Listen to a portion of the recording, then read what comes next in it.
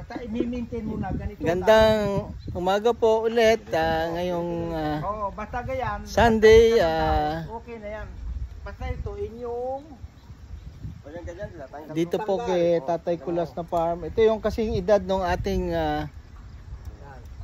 dragon fruit sa Naik. Kaya tinuturuan po kami kung paano i-maintain yung tama lang ang dahon. Yung pruning at saka para sa February magkabunga na rin po tayo. At yun, yung natitirang yun doon. So yan po basta yung okay na tinuturo. yan dahon ganito karami. Miski. At itong ganito, ito, tatanggalin mo doon, dudukutin mo yun para ito makuha. Yan. At ito naman suloy na ito, yan yung suloy na yan, okay na yan. Ito, tatanggalin mo lang, ganyan, para, basta mga karkula, basta okay na lahat itong dahon ito, biski bilangan mo, walang 30 yan eh. Walang 30 yan. Biski bilangin mo. Okay na yan, mga 35 pinakamarami. So yan po, sa bawat poste 30 to 35 lang ang Pwede nga ho 25. Ideal yung 25. Pinakamarami 30. Hindi naman kailangan ang marami ang dahon. Basta i-maintain mo lang ang dahon na ganyan. Yun, di nakatira na yun. Yun na lang papatuloyin. Pagka may sumuloy ulit, iyon tatanggalin. Tanggal na ng tanggal. Kalkulasyon hindi naman kailangan na para ka magbilang eh. Itong dahon ito, okay na yan lahat, yung dahon na yan eh. Suloy na lang tatanggalin. Suloy na lang ang tatanggalin. Pwede ka pagka yung may makatulad dito. Pwede ka magpasuloy. Pwede kang, pwede ito, sinusuloy na, patuloy. Ito pwede patuloyin mo, tanggalin mo ka. Ito, manipis. Ito, tanggal dito. Yan, ganyan lang naman, simple. Tanggal mo lang yan, okay na yan. Ngayon, pag may sumuli dito, o dito, dahil ito wala pa. Yan ang papatuloy. Oo, papatuloy mo dito. Depende sa Yan papatuloy mo dahil kukunti dahon. Basta mga 25, 35 pinakamarami, okay na yan ang dahon. Basta ganyan lang. Dahil ito, pabunga na eh. Tayo February, basta February, na. Yan na, mag-umpisa ng bunga. Oo, lalo na magpupulyar na tayo. Itong ganitong mga support, tanggal yan. Simple lang. Ito naman, tira na. Yung pag yung paglagay ng ipot, nag-ipot na kayo, hindi pa? Nakapag-ipot. Tapos na yan. Tapos na ho. Tayo, hindi pa eh. Ay, wala man tayong ipot eh. Hindi, nandun na sa yung sa may padet. Ito po, isang sako, isang puno. Ayan, palibasa, dumaanan ng tagulan, medyo siya, kinain na. Bumaba na, kinain na ng dragon fruit. Ay, ito dati, nung ibigay sa akin ng engineer, talagang may mga sakit na. Tingnan nyo, gaganda, ito. Ang tataba, tingnan nyo ito. Ang kasing ida rin nung inyo ito eh. Oo, ito nga, pero mas mataba ito ah. Ha? Pareho ba? Sa ano? Ito lang. Ito na yan, may abuno pa. Kaabuno ko lang ito. Tama-tama, umulan na yan. Mayroon pa kaukot. Kaya, ano mo gamit mo tayo? Spray? In-spray mo to? Ng damo? Oo. In-spray ito ng damo dahil ang damo, Cagayan.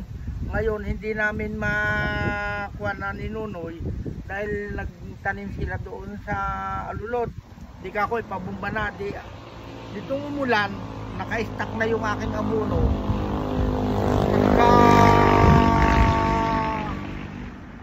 Malapit ng umulan, kami lalagay ng dalawa ng abono ni Nunoy para lumakasuli ang dragon fruit. Dahil itong ganito, pag binumba mo ng pamatay damo, naapektuhan ito. Oo, yun nga sabi ko eh, dapat huwag ka isasabay.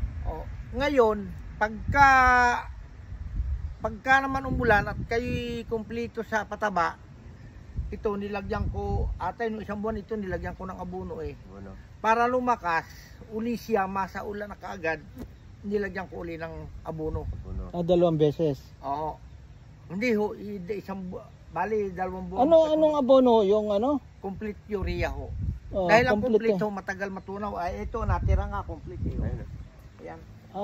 Yung complete sa lupa at saka urea Oo, ilalagay sa lupa. magkalaw po. Ganong karami? Dalawang dakot na, yung kim-kim na dakot. Kim-kim na dakot.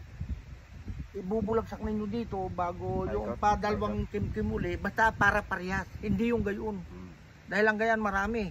Pagka isinandok mo gayat, yung itinwan marami. Yung kim-kim lang. Parang yung kim-kim mo lang, parang isang kutsara lang yun eh. So siya mo ilalagay dyan. Bago So pareho tayo. Pero yung sa kanila, linagay nila sa spray. Pero ay maganda ho sa Lupa. Sa lupa. Okay. So, babaguhin natin. Bukod dun sa ipot. Oo. Bukod Pero sa kung ipot. kayo yung mag-iipot, maglalagay ng ipot, inyo lalagyan muna ng abono bago lagyan ng ipot. Para yung abono natatakpan na ng ipot. Ginawa namin dyan. Oo. Inabunuhan mo muna Oo. bago nilagyan ng ipot. Ayan o. Dahil ang damo, ito yung pinabumba ko rin, unang bumba, ayan na. Nasa ulan na uli ang lupa. Ayan, sumikal na uli ang damo. Makatuwid, ang lupa, bumabalik na uli yung kanyang sustansya. Parang hindi na siya nagdaramdam uli yung halaman. Yun, ganun. Maganda, matatabaho ito. Ay ito ho, lalo na kung hindi ko ho binumba. Lalo na ho ang tataba, siyempre ito ho, nung mabumba ng sa damo, umimpis. Umimpis ho na mayat, kaya ngayon, para makarecover, binagsakan ko ng abono. Mag-abono tayo, no? Ng complete at saka urea. Urea, kailan pa kayo nag-abono? Kailan tayo nagka-complete urea? May isang buwan na? Wala. Wala pa. Ay ngayon, inyong padublihan ang abono. Bagay, may tubig naman niya, nagdidilig yata kayo eh. Oo, Kung kayo nagdidilig, ang ginagawa ko dati, buwan-buwan ay ngayon nagme-minus na ako dahil kamahal din ang abono. Itong lagay kong ito, di dalawang lagay. Gawa na kaya ito yung dalawang lagay bago ako nagpa-compose nitong Agosto ba? September, Oktobre. November pa. Parang November ko, Oktobre. Patay alin masandal mo mo. Nagbagsak ako ng abono. Ngayon, katapusan, iba kasi ang dilig. Iba ang dilig ko sa Kaysa ulan. ulan. Mas sustansya ang ulan. Dahil galing, kaya mas sustansya ang ulan. Tuyo ang lupa na biglang inulan. Iba yung tuyo ang lupa na iyong didiligan. Dahil ang ulan, laganap ang pasana yan eh. Ang dilig, doon lang sa puno ng halaman. Ito, natalab na uli ang abono eh. Biglang-biglang nga, sabay na ito. Ganda, tumaba po siya. Tumaba. Mas Mm. malaki ito sa atin. Laki to. Ha? Hindi, yung taba ba? Yung taba. Tumaba eh. Tataba pa ito ng tataba. Dahil Yung ito, bagong suli natin ganito. Malalaki. ito maimpis pa. Maimpis pa ito, pero ito, tatalabang abono. Ang ulan lang natin eh, kuwan eh. Ang ulan lang ho natin eh. Ngayon lang hanggang Enero eh. Bilangan. Yan po ang yan po ang payo at turo ni Tatay Kula sa atin ngayong pong linggo. Maraming salamat po at happy Sunday sa ating lahat. Thank you.